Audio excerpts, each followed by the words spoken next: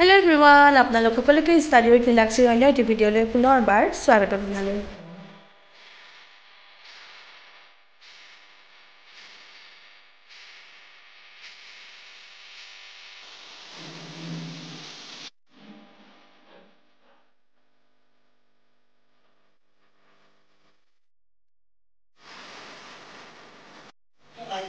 Hello student, good morning. So আজি মই question number 5 ৰ পৰা ষ্টাৰ্ট কৰিম 2 5 পৰা। আগৰ question কিটা মই আগৰ ভিডিঅ'টোত আলোচনা কৰিছিলো, তোমালোকে যদি চোৱা নাই চাই লবা, তলত মই লিংকটো দি দিম। 5 নম্বৰটো চোৱা 2 * x + 7 - 5 = 3 * x - 2। আমি এটো প্ৰথমে সমাধান কৰিব লাগিব, তাৰ পিছত আমি ফলসূত্ৰি পৰীক্ষা কৰিব লাগিব। প্ৰথমে আমি কোৱেশ্চনটো পাতি ললো, তাৰ পিছত এতিয়া আমি প্ৰথমে সমাধান কৰিব লাগিব।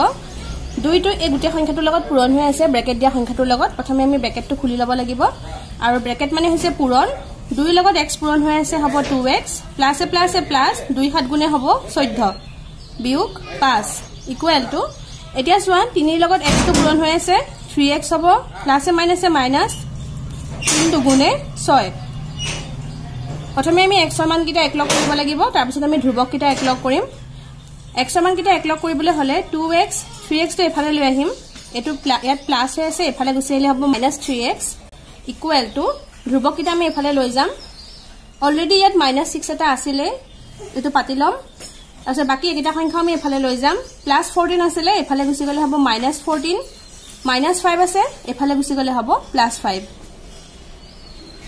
এতিয়া চোৱা ডাঙৰ সংখ্যাটোৰ আগত মাইনাস আছে আৰু এফালে হৈ আছে প্লাস, সৰু সংখ্যাটোৰ আগত প্লাস আছে। এতিয়া আমি যোগ বিয়োগ কেনেকৈ কৰিম?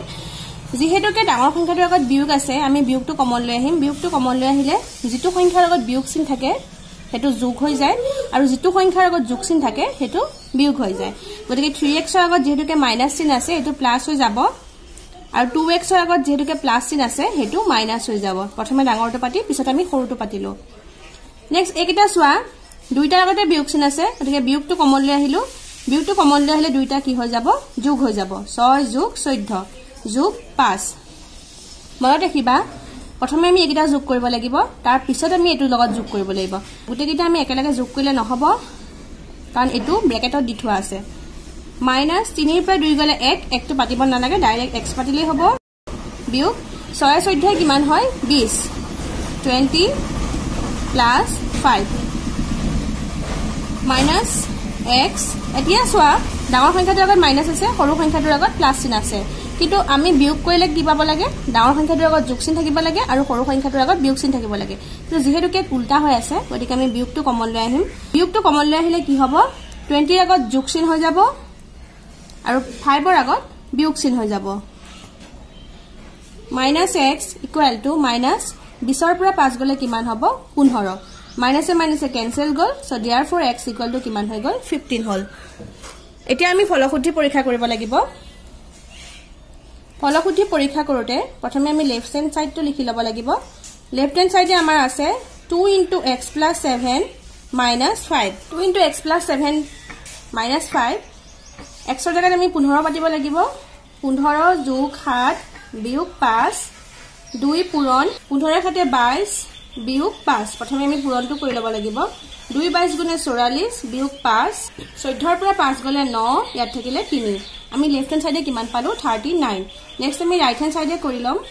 ৰাইট হ্যান্ড সাইডে কি হ'ব চোৱা 3 * x - 2। 3 * x ৰ জায়গাত হ'ব 15 বিয়োগ 2 3 পূৰণ 15 ৰ পৰা 2 গলে কিমান হ'ব? 13। তাৰপিছত 3 আৰু 13 পূৰণ কৰিব লাগিব। 3 13 গুণ কিমান হয়? 39। আমি কিমান পালো? 39। যেহেতু লেফট হ্যান্ড সাইড আৰু রাইট হ্যান্ড সাইড আমি ইকুয়াল পালো, left hand side equal to right hand side, so therefore নির্ণয় x = 15। এইটোৱে আনসাৰ। বুজি পালা? নেক্সট তোমালোকে 6 নম্বৰটো চোৱা x - 26 = x/12।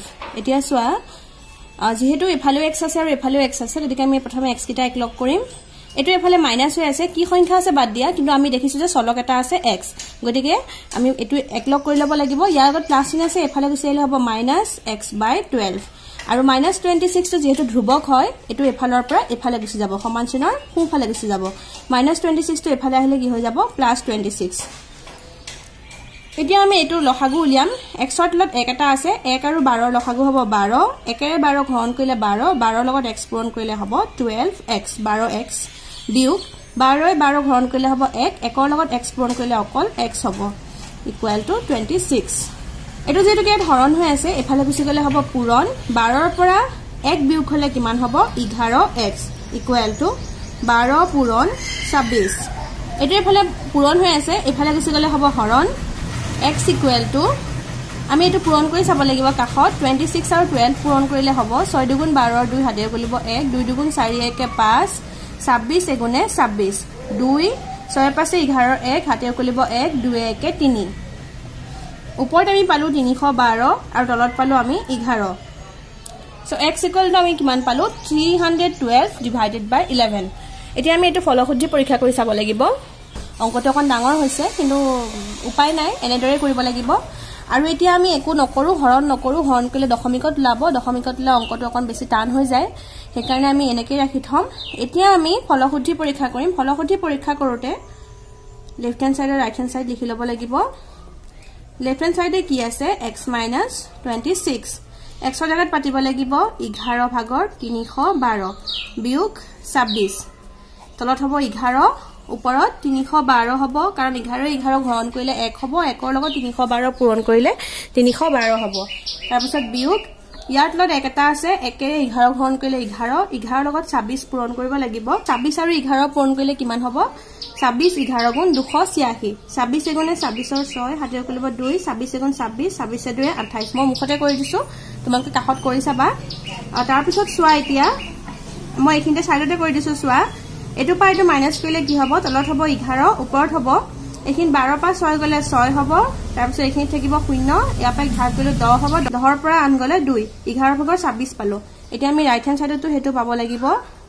ৰাইট হ্যান্ড সাইডত আছে 12 ভাগৰ x x ৰ জাগাত আমি পাতিব লাগিব 312 ডিভাইডেড বাই 11 আৰু তলত পাতিব লাগিব 12 এই গুটেই সংখ্যাটোক 12 টোৰে হৰণ কৰি আছে গতিকে আমি সিম্পলি এনেকৈ পাতি থম 11 ভাগৰ 312 হৰণ 12 এনেকৈতো আমি পাতিব পাৰিম নহয় জানো এই চিনটো উঠাই দিলো এই চিনটোৰ জাগাত আমি কি কৰিলো হৰণ চিন দিলো এতিয়া হৰণ চিনৰ জাগাত আমি পূৰণ চিন দিম 11 ভাগৰ 312 পূৰণ ইয়াত লগত এক এটা আছে পূৰণ চিন দিলে উল্টি যাব একটো ওপৰলৈ গুছি যাব তললৈ আহিব 12 টো এতিয়া 12 312 কাটিব পাৰিম চোৱা 12 যে আমি 312 কাটো 12 দুগুণে 24 সাত এটা বাকি থাকিলে 7 টো 2 লগত লগ হৈ যাব 72 হৈ যাব 12 6 গুণে 72 সো আমি কিমান পালো 26 ডিভাইডেড বাই 11 হয়নে এতিয়া চোৱা যেহেতুকে লেফট হ্যান্ড সাইড আৰু ৰাইট হ্যান্ড সাইডটো আমি একে পালো গতিকে এই অংকটো আমাৰ শুদ্ধ হৈছে so since left hand side equal to right hand side যেহেতু লেফট হ্যান্ড সাইড আৰু ৰাইট হ্যান্ড সাইড সমান সো নিৰ্ণয় x ইকুৱেল টু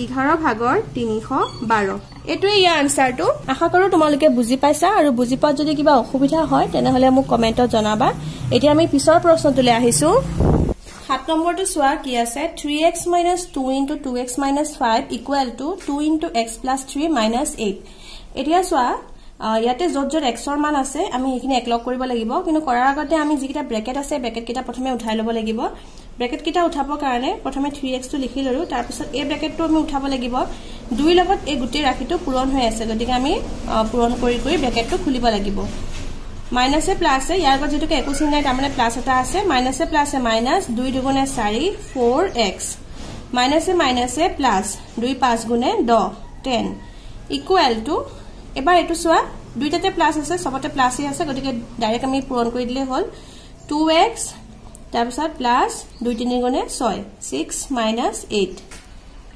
এতিয়া যিকিটা আমি x ৰ মান পাইছো সেই x ৰ মান কিটা আমি একলগ কৰিম আমি x ৰ মান এটুত পাইছো আৰু এটুত পাইছো হয়নে গতিকে আমি একিটা প্ৰথমে একলগ কৰিম 3x - 4x আৰু এটু এফালে গুছি আহিলে হ'ব -2x তাৰ পাছত এটু চোৱা 6 - 8 এটু এফালে গুছি যাব সংখ্যাটো -10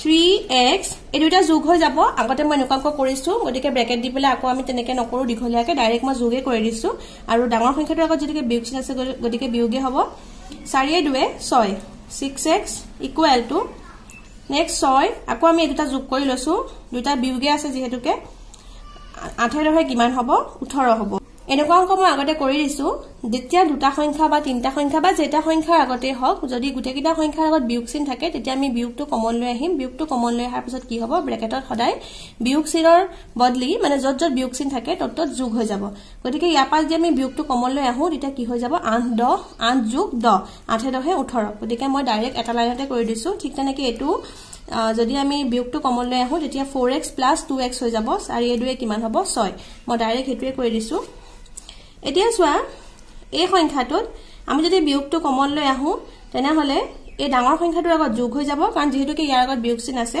এটো হৈ যাব +6x আৰু এটোৰ আগত যেটাকে প্লাস আছিল এটো হৈ যাব মাইনাস বিয়োগ হৈ যাব -3x এটো কি হৈ আছে চোৱা ডাঙৰ সংখ্যাটোৰ আগত বিয়োগ চিন হৈ আছে আৰু সৰু সংখ্যাটোৰ আগত যোগ চিন হৈ আছে গতিকে আমি মাইনাসটো কমন লৈ আহি মাইনাসটো কমন লৈ আহিলে 18 - 6 এনেকুৱা হৈ যাব দুই ফালৰ পৰা মাইনাস মাইনাস কেনসেল গল 6 ৰ পৰা 3 বিয়োগ কৰিলে আমি পাম 3x ইকুৱেল টু 18 পৰা 6 বিয়োগ কৰিলে হ'ব 18 পৰা 6 বিয়োগ কৰিলে হ'ব 2 আমি কিমান পালো 12 এতিয়া আমি যেহেতুকে x ৰ মানটো আমাক লাগে গতিকে x ৰ মানটো এফালে ৰাখি এটো 3 এটো পূৰণ হৈ আছে এফালে গুছি গলে হ'ব হৰণ সো কি হ'ব 12 ডিভাইডেড বাই 3 3 এ 12 হৰণ কৰিলে কিমান হৈ যাব 4 হ'ব সো আমি x ৰ মান কিমান পালো 4 পালো এতিয়া আমি x ৰ মানটো বহুৱাব লাগিব ফলশুদ্ধি পৰীক্ষা কৰিম ফলশুদ্ধি পৰীক্ষা কৰোতে লেফট হ্যান্ড সাইডটো পাতি লম লেফট হ্যান্ড সাইডটো আছে 3x - 2 * 2x - 5 তাৰ পিছত এতিয়া x ৰ মানকিটা আমি বহুৱাই দিম 3 * x ৰ জায়গাত হ'ব 4 -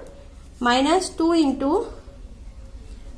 * হ'ব 4 - 5 3 4 গুণে 12 বিয়োগ 2 টো ব্ৰেকেটত 2 টো বাহিৰত থাকিব 2 4 গুণে 8 8 - 5 12 - 2 8 গুণে 16 মাইনাসে মাইনাসে প্লাস 2 5 গুণে 10 এই সংখ্যাটোৰ আগত যোগ চিন আছে আৰু এই সংখ্যাটোৰ আগত যোগ চিন আছে গতিকে আমি এটা যোগ কৰি লম বিয়োগত থকা সংখ্যাটো আমি এক্সট্ৰা কৰি ৰাখিম -16 টো আমি এক্সট্ৰা কৰি ৰাখিম বাকি +12 আৰু +10 টো আমি একেলগে পাতিম -16 দুইটা যোগত আছে গতিকে যোগে হ'ব 12 এ 10 কিমান হয় 22 হয় এতিয়া চোৱা ডাঙৰ সংখ্যাটোৰ আগত যোগ চিন আছে সৰু সংখ্যাটোৰ আগত বিয়োগ চিন আছে আমি গতিকে ধুনিয়াকৈ পাতি লওঁ এনেদৰে 22 বিয়োগ 16 এনেদৰে পাতি ললে আমি এটা বিয়োগ কৰিব পাৰিম 12 পৰা 6 গলে 6 ইয়াত থাকিল 1 1 ৰ 1 গলে 0 সো আমি লেফট হ্যান্ড সাইডে কিমান পালো 6 পালো যদি আমি ৰাইট হ্যান্ড সাইডটো 6 পাও তেনে হলে আমাৰ অংকটো শুদ্ধ হৈছে ৰাইট হ্যান্ড সাইডটোত কি আছে চোৱা 2 * x + 3 - 8 2 * x ৰ জায়গাত হ'ব 4 4 + 3 - 8